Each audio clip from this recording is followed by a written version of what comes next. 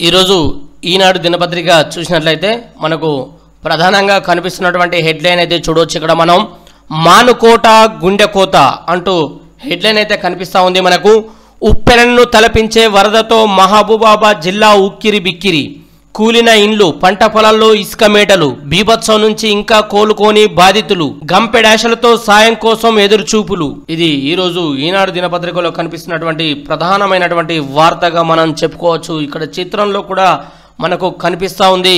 మహబూబాబాద్ జిల్లాలో గత శనివారం రాత్రి కురిసిన భారీ వర్షం బీభత్సం సృష్టించింది. మునుపెన్నడు కనివిని ఎరగని రీతిలో ముంచెత్తిన వరద తాకిడికి నెల్లికుదురు మండలం రావిరాల ఎస్సీ కాలనీ నిలువెల్లా వణికిపోయింది. కాలనీకి ఎగువన 700 ఎకరాల విస్తీర్ణంలోని పెద్ద చెరువు అలుగు పొంగి కాలనీని ముంచెత్తింది. భారీ వర్షంతో పాటు ఎగువ ప్రాంతంలో ఉన్న ఇనుగుర్తి, రాజుల కొత్తపల్లి, చిన్న నాగారం చెరువులు తెగపడంతో పెద్ద చెరువు కాలనీకి ముంచెత్తింది. బయట ప్రపంచానికి చేరుకునేందుకు వీల్లేకుండా ముందు వైపు ఉన్న లో లెవెల్ కాజ్వేలోను వరద నీరు పోటెత్తడంతో ఊరంతా ద్వీపంలా మారి రాకపోకలు నిలిచిపోయాయి. ఆదివారం ఉదయం 6 గంటల సమయంలో చెరువుకు భారీ గండి పడడంతో వరద నీరంతా పంట పొలాలపైకి మరలి దిగువకు వెళ్లిపోయింది. కాలనీలోని దాదాపు 70 దళిత కుటుంబాలు మధ్యాహ్నం వరకు బిక్కుబిక్కుమంటూ ప్రాణాలు అరచేతిలో పెట్టుకొని గడపాల్సి వచ్చింది. ఈనాడు ఆ గ్రామాన్ని సందర్శించింది. గతంలో ఇలాంటి ఉపద్రవాన్ని తామెన్నడూ చూడలేదని, చెరువుకు గండి పడకుంటే బతికే వాళ్ళం కాదని కాలనీవాసులు వాపోయారు. మహబూబాబాద్ జిల్లా నెల్లికుదురు మండలం రావిరాల గ్రామంలోని చిప్ప నరసమ్మ ఇల్లు ఇది. ఇక్కడ చిత్రంలో మనం చూడొచ్చు. పూర్తిగా కూలిపోయినటువంటి ధ్వంసమైనటువంటి ఇల్లు ఇక్కడ మనకు కనిపిస్తూ ఉంది.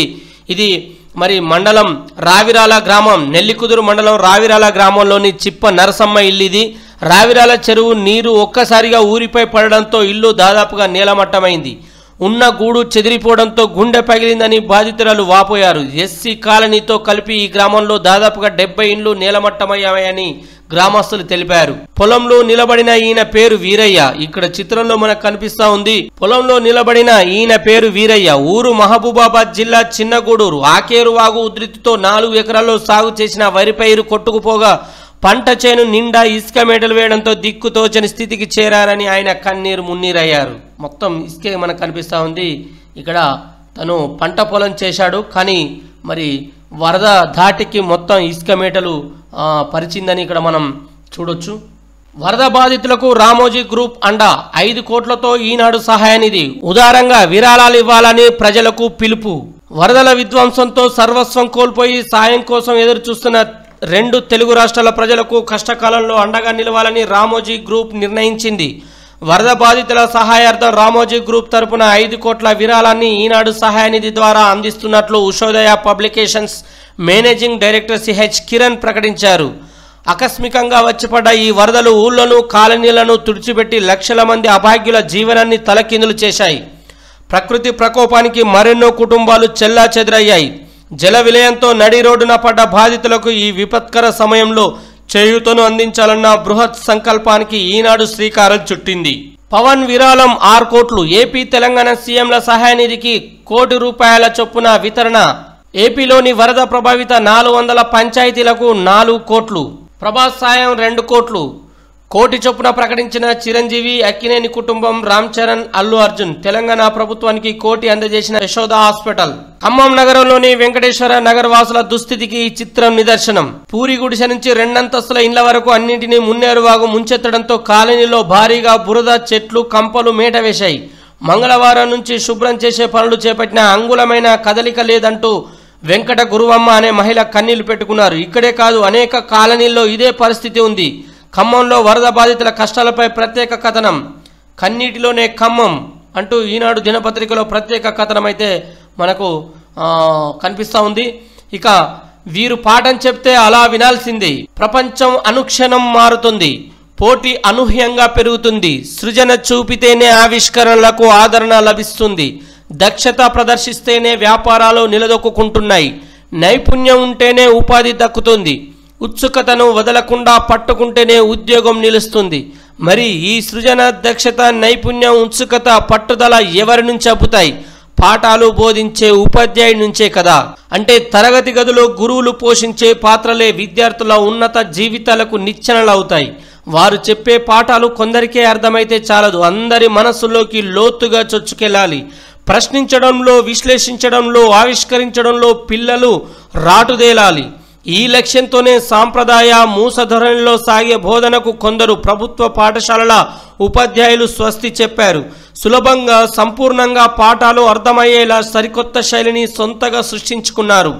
విద్యా ప్రపంచం మారిందని, దానికి అనుగుణంగా తామెప్పుడో మారిపోయామంటున్న వీరి ప్రత్యేకతపై నేడు ఉపాధ్యాయ దినోత్సవం సందర్భంగా ఈనాడు ప్రత్యేక కథనాల సమాహారం. రాష్ట్ర ఉత్తమ గురువులుగా 103 మంది నేడు పురస్కారాల అందజేత. రైతులకు ఉచితంగా సౌర పంప్ సెట్లు. కొండారెడ్డిపల్లిలో pilot project, CM Revanth Reddy ఆదేశాలు. 117 గ్రామాల్లో 67,000 మందికి నష్టం, 26 మంది మృతి, 2 గల్లంతు. వర్షాల నష్టాలపై ప్రాథమిక అంచనా. రాష్ట్రంలో విపత్తుపై అధికారిక నివేదిక రాలేదు, పంపాలని అధికారులకు సూచించండి, సిఎస్ కి కేంద్ర హోంశాఖ లేఖ.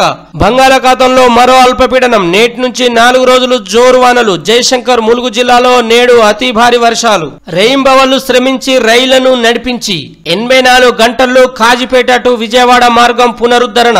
ఇంటికన్నే కేసముద్రం మధ్య ట్రాక్ అందుబాటులోకి. 2వ ట్రాక్ విద్యుతీకరణ పనుల్లో సిబ్బంది. ఇక్కడ చిత్రంలో మనం చూడొచ్చు.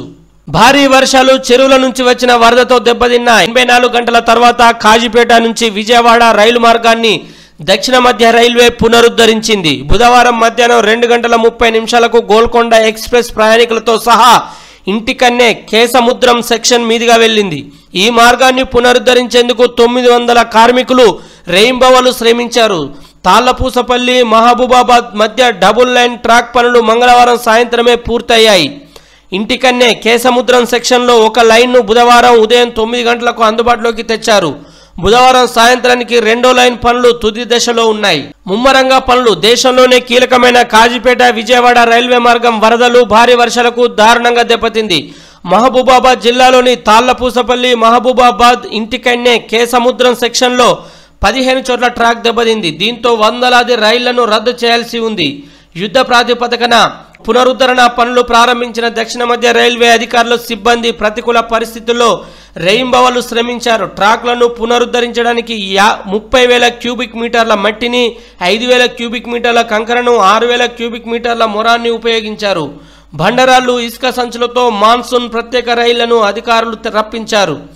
15 ఇటాచీలు, 10 టిప్పర్లు, 4 జేసీబీలు, 8 ట్రాక్టర్లు, ఒక్కో utility vehicle, multipurpose stamping machine వంటి భారీ ఎత్తున యంత్రాలను వినియోగించారు. ఇక్కడ చూడొచ్చు, ఇంటికన్నే కేసముద్రం మధ్య పునరుద్ధరించిన ట్రాక్ పై నుంచి వెళ్తున్న సంఘమిత్ర ఎక్స్ప్రెస్. ఇక్కడ చిత్రంలో మనకు కనిపిస్తా ఉంది, చూడొచ్చు. అందరికీ అందుబాటులోకి ఏఐ. ఈ నినాదంతో హైదరాబాద్లో గ్లోబల్ సమ్మిట్. ఈ తరహా సదస్సు దేశంలోనే తొలిసారి. సర్వం సిద్ధం చేసిన రాష్ట్ర ప్రభుత్వం. నేడు ప్రారంభించనున్న సీఎం రేవంత్ రెడ్డి. ఎన్నో జటిలమైన, క్లిష్టమైన సమస్యలకు పరిష్కారాలు చూపుతూ సాంకేతిక విప్లవమైన పరిడిల్లవిల్తున్న కృత్రిమ మేధ ఏఐ విస్తృతమై జన బాహుళ్యానికి మరింత చేరువ కావాలన్న ఆకాంక్షలు బలమైన సంకల్పంగా మారుతున్నాయి. క్యాన్సర్, ఆల్జీమర్స్, పార్కిన్సన్ వంటి కొన్ని వ్యాధుల నిర్ధారణ చికిత్సలో ఏఐ కీలక పాత్ర పోషిస్తుంది. 100 ఏళ్లకు పైగా జీవించవచ్చనే విశ్వాసాన్ని కల్పిస్తుంది. అంతరిక్ష ప్రయాణాన్ని సులభతరం చేయడంలో, కేవలం ఊహలకే పరిమితమైన ఆలోచనలకు వాస్తవ రూపం ఇవ్వడంలో కీలకంగా వ్యవహరిస్తుంది. ప్రపంచంలోని అన్ని రంగాల్లో ఈ సాంకేతిక విప్లవాన్ని వాడుకోవడానికి అవకాశాలు మెరుగుపడ్డాయి. సాంకేతిక పరిజ్ఞానం అంటే కేవలం కంపెనీలకు, పరిశోధన కేంద్రాలకు మాత్రమే పరిమితం అవుతుందనే అపోహలను ఏఐ పటాపంచలు చేసింది. సంస్థలే కాదు, వ్యక్తి స్థాయిలో కూడా ఏఐ పరిజ్ఞానాన్ని ఏదో ఒక రకంగా ఉపయోగించుకునే విధంగా ఈ సాంకేతికత అందుబాటులోకి వచ్చేసింది. దంతెవాడ ఎన్కౌంటర్ మృతుల్లో మావోయిస్ట్ అగ్రనేత, కేంద్ర కమిటీ సభ్యుడు ఏసోబు కన్నుమూత. హనుమకొండ జిల్లా కాజిపేట మండలం టేకులగూడెంకు చెందిన మావోయిస్ట్ అగ్రనేత, కేంద్ర కమిటీ సభ్యుడు, Maharashtra Chhattisgarh incharge Macharla Esob alias Ellanna alias Jagan alias Ranadev Dada, 71 సంవత్సరాలు. ఛత్తీస్గఢ్ రాష్ట్రం దంతెవాడ జిల్లాలో మంగళవారం భద్రతా దళాలతో జరిగిన ఎదురుకాల్పుల్లో చనిపోయాడు. టేకులగూడెంకు చెందిన మాచర్ల చంద్రయ్య, గట్టు మల్లమ్మ దంపతుల పెద్ద కుమారుడు ఏసోబు. దళిత కుటుంబంలో జన్మించిన ఆయన 5వ తరగతి వరకు చదువుకున్నాడు. ఆ ప్రాంతంలోని దొర వద్ద కొన్నాళ్లు పాలేరుగా పనిచేశాడు. భూస్వామ్య వ్యతిరేక పోరాటాలకు ఆకర్షితుడై దానికి నాయకత్వం వహించేవాడు. రాడికల్ యువజన సంఘం నాయకుడిగా పనిచేస్తూ 1991లో పీపుల్స్ వార్ అన్న సాగర్ దళంలో చేరాడు. దళంలో అంచెలంచెలుగా అగ్రనేతగా ఎదిగాడు. వ్యూహ రచనలో పేరు పొందాడు. 1995 వరంగల్ జిల్లా కమిటీ సభ్యుడిగా నియమితుడయ్యాడు. 1998 స్టేషన్ గన్పూర్ మండలం మీదికొండ కౌకొండ ఎన్కౌంటర్లో త్రుటిలో తప్పించుకుని గాయాలతో బయటపడ్డాడు. 2004లో కేంద్ర కమిటీ కమాండర్గా నియమితులయ్యాడు. 2012లో వ్యవసాయ అభివృద్ధి కమిటీ నాయకుడిగా అబుజ్మాడ్ ప్రాంతంలో పనిచేశాడు. తాజాగా ఛత్తీస్గఢ్లో జరిగిన ఎన్కౌంటర్లో యేసోబ్ 33 ఏళ్ల ప్రస్థానం ముగిసింది. ఆయన భార్య లక్ష్మి గతేడాది మృతి చెందింది. యేసోబ్కు 3 కుమార్తెలు 1 కుమారుడు ఉన్నారు. 2004లో మావోయిస్టులతో ప్రభుత్వం చర్చలు జరిపిన సమయంలో తన తండ్రిని కలుసుకున్నానని కుమారుడు మహేష్ చంద్ర కన్నీటి పర్యంతమయ్యాడు. యేసోబ్పై పోలీసులు గతంలో 25 లక్షల రివార్డు ప్రకటించారు. ఎన్కౌంటర్ మృతుల గుర్తింపు. ఛత్తీస్గఢ్ రాష్ట్రం దంతవాడ బీజాపూర్ జిల్లాల సరిహద్దు లోహగావ్ పురెంగెల్ ఆండ్రి అటవీ ప్రాంతంలో మంగళవారం మావోయిస్టు దళాలు భద్రతా బలగాల మధ్య జరిగిన ఎదురు కాల్పుల ఘటనలో మృతి చెందిన 9 మంది మావోయిస్టుల వివరాలను తెలియజేశారు. ఇవి ఈ రోజు ఈనాడు దినపత్రికలో వచ్చినటువంటి ప్రధానమైన వార్తలు.